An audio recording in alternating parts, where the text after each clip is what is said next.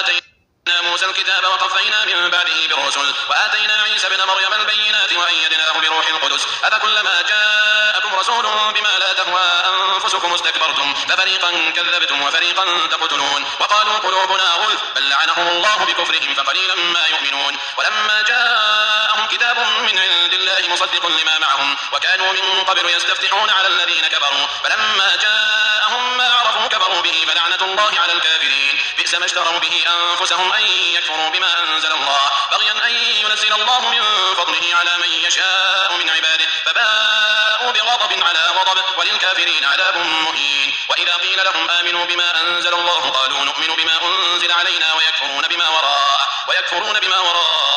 وهو الحق مصدقا لما معهم قل فلم تقتلون أنبياء الله من قبل إن كنتم مؤمنين ولقد جاءكم موسى بالبينات ثم اتخذتم العجل من بعده وأنتم ظالمون وإذ أخذنا ميثاقكم ورفعنا فوقكم الطور خذوا ما آتيناكم بقوة واسمعوا قالوا سمعنا وعصينا وأشربوا في قلوبهم العجل بكفرهم قل بئس ما يأمركم به إيمانكم إن كنتم مؤمنين قل إن كانت لكم الدار الآخرة عند الله خالصة من دون الناس فتمنوا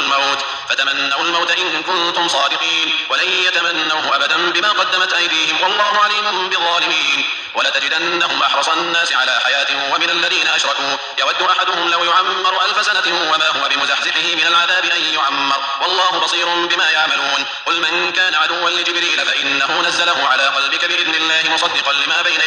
مصدقا لما بين يديه وهدى وبشرى للمؤمنين من كان عدوا لله وملائكته ورسله وجبريل وميكال فإن الله عدو للكافرين ولقد أنزلنا إليك آيات بينات وما يكفر بها إلا الفاسقون أو كلما عاهدوا عهدا نبذه فريق منهم بل أكثرهم لا يؤمنون ولما جاءهم رسول من عند الله مصدق لما معهم نبذ فريق من الذين أوتوا الكتاب كتاب الله وراء ظهورهم كأنهم لا يعلمون واتبعوا ما تتلو الشياطين على ملك سليمان وما كفر سليمان ولكن الشياطين كفروا يعلمون الناس السحر وما أنزل على الملكين ببابل هاروت وماروت وما يعلمان من أحد حتى يقولا إنما نحن فتنة فلا تكفر فيتعلمون منهما ما يفرقون به بين المرء وزوجه وما هم بضارين به من أحد إلا بإذن الله ويتعلمون ما يضرهم ولا ينفعهم ولقد علموا لمن اشتراه ما له في الآخرة من خلاق ولبئس ما شروا به أنفسهم لو كانوا يعلمون ولو أنهم آمنوا واتقوا لمثوبة من عند الله خير لو كانوا يعلمون يا أيها الذين آمنوا لا تقولوا راعنا وقولوا انظرنا واسمعوا وللكافرين عذاب أليم ما يود الذين كفروا من أهل الكتاب ولا المشركين أن ينزل عليكم من خير من ربكم والله يختص برحمته من يشاء والله ذو الفضل العظيم ما ننسخ من آية أو ننسها نأتي بخير منها أو مثلها ألم تعلم أن الله على كل شيء قدير ألم تعلم أن الله له ملك السماوات والأرض وما لكم من دون الله من ولي ولا نصير أم تريدون أن تسألوا رسولكم كما سئل موسى من قبل ومن يتبدل الكفر بالإيمان فقد ضل سواء السبيل ود كثير من أهل الكتاب لو يردونكم من بعد إيمانكم كفارا حسدا من عند أنفسهم من بعد ما تبين لهم الحق فاعفوا واصفحوا حتى يأتي الله بأمره إن الله على كل شيء قدير وأقيموا الصلاة وآتوا الزكاة وما تقدموا لأنفسكم من خير تجدوه عند الله إن الله بما تعملون بصير وقالوا لن يدخل الجنة إلا من كان هودا أو نصارى تلك أمانيهم قل هاتوا برهانكم إن كنتم صادقين بلى من أسلم وجهه لله وهو محسن فله أجره عند ربه ولا خوف عليهم ولا هم يحزنون وقالت اليهود ليست النصارى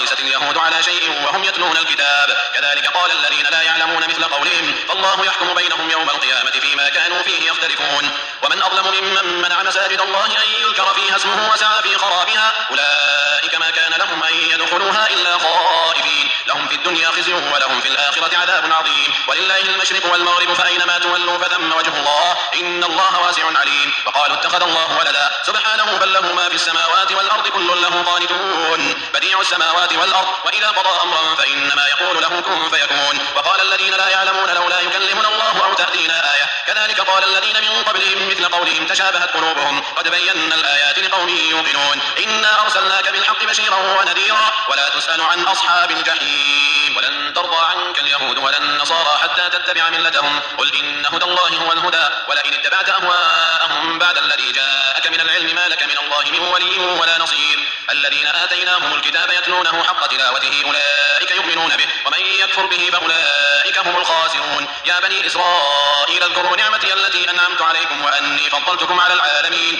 واتقوا يوما لا تجزي نفس عن نفس شيئا ولا يقبل منها عدل ولا تنفعها شفاعة ولا هم ينصرون وإذ ابتلى إبراهيم ربه بكلمات فأتمهن قال إني جاعلك للناس إماما قال ومن ذريتي قال لا ينال عهد الظالمين وإذ جعلنا البيت مثابة للناس وأمنا واتخذوا من مقام إبراهيم مصلى وعهدنا إلى إبراهيم وإسماعيل أن طهر بيتي للطائفين والعاكفين والركع السجود وإذ قال إبراهيم رب اجعل هذا بلدا آمنا وارزق أهله من الثمرات من آمن منهم بالله واليوم الآخر قال ومن كفر فأمتعه قليلا ثم أضطره إلى عذاب النار وبئس المصير وإذ يرفع إبراهيم القواعد من البيت وإسماعيل ربنا تقبل منا إنك أنت السميع العليم ربنا واجعلنا مسلمين لك ومن ذريتنا أمة مسلمة لك وأرنا مناسكنا وتب علينا إنك أنت التواب الرحيم ربنا وابعث فيهم رسولا منهم يتلو عليهم آياتك ويعلمهم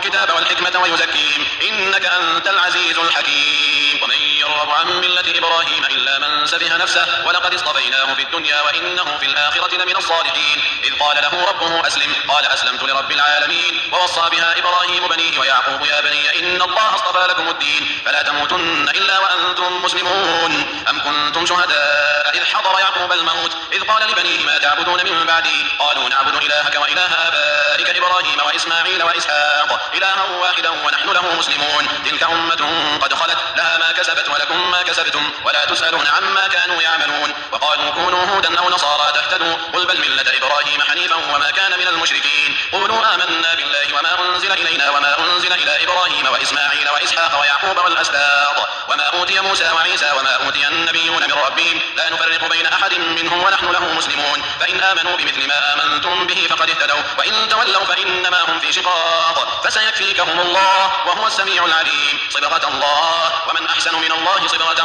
ونحن له عابدون قل أتحاجوننا في الله وهو ربنا وربكم ولنا أعمالنا ولكم أعمالكم ونحن له مخلصون أم تقولون إن إبراهيم وإسماعيل وإسحاق ويعقوب والأسباط كانوا هودا أو نصارى قل أنتم أعلم أم الله ومن أظلم ممن كتم شهادة عنده من الله وما الله بغافل عما تعملون تلك أمة قد خلت لها ما كسبت ولكم ما كسبتم ولا تسألون عما